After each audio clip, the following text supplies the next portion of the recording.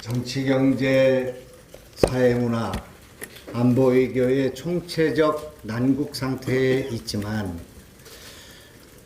이번 총선은 경제 실정에 초점을 맞춘 선거, 한판 선거가 될 것이다.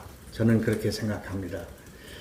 결국은 경제를 잘했으면 여당을 찍고 경제를 잘못했으면 야당을 찍는 선거가 될 것이다. 그 한 가지 기준이 마지막 기준이 될 것이다. 이렇게 생각합니다.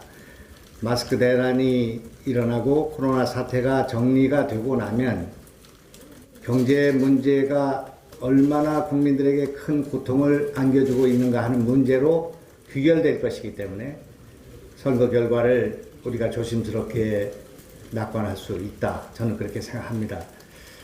저는 지난 선거에서 국민의당으로 출마를 해서 제 지역구에서 선거를 진행했습니다마는 선거가 끝날 때까지 각종 여론조사에서 20% 정도를 뒤지는 당 지지도가 없기 때문에 20%를 뒤지는 선거를 하게 됐습니다. 우리 유권자들은 저를 찍으면 사표가 된다는 생각으로 다른 후보를 선택하는 일이 벌어졌는데 개표 당일날 오후 3시까지 엎치락 뒤치락하고 저는 안산 선거에서 이겼습니다.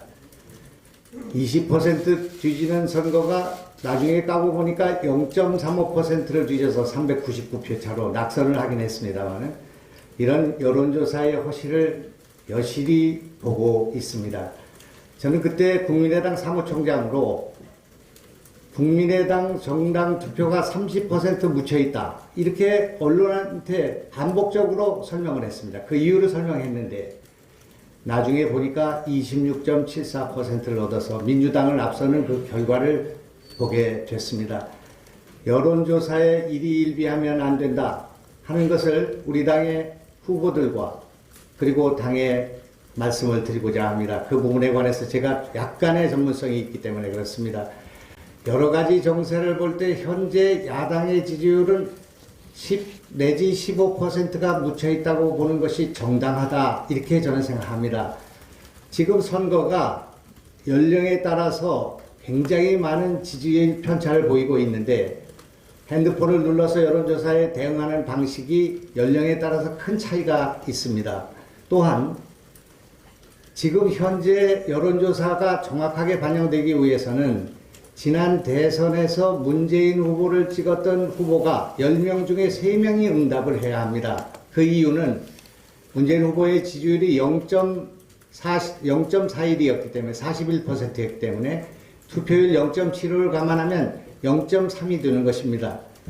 10명 가운데 문재인 후보를 찍었다는 분이 3명 대응해야 정확한 여론이 반영되는 것인데 지금은 5명 반이 응답하고 있습니다. 25% 가운데 문재인 대통령을 찍지 않으면서도 문재인 대통령을 찍었다는 허수가 10% 감안하게 되면 15%의 바이어스가 있다, 편차가 있다, 이런 말씀을 드리고 싶습니다. 선거가 국민의 표심을 왜곡하는 그런 일이 일어나고 있고 과거에 잘못된 여론조사가 얼마나 많은 후보들의 의기를 쫓고 신인들의 진출을 막았는가 하는 생각을 갖기 때문에 이런 문제에 대해서 동의하지 말고 모든 사람이 좋은 결과가 나왔다고 해서 자만하지 말고 나쁜 결과가 나왔다고 해서 자학하지 않는 그런 선거가 필요하다. 이런 말씀을 드리고 싶습니다. 이상입니다.